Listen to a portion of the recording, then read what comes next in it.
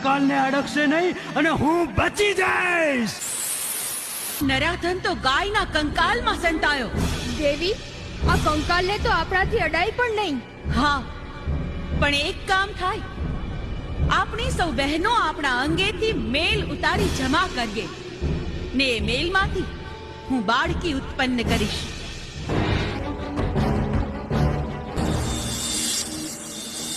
જય હો દેવીઓ, આપનો જય જયકાર હો. સ્વાગત છે દેવી. મને પ્રગટ કરી, હવે સેવા સોંપો.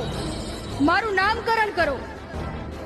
તમે અમારા મેલમાંથી પ્રગટ્યા, તેથી મેલડી તમારું નામ. એમ નહીં માને, તને ઢસડીને જ લઈ જવું પડશે.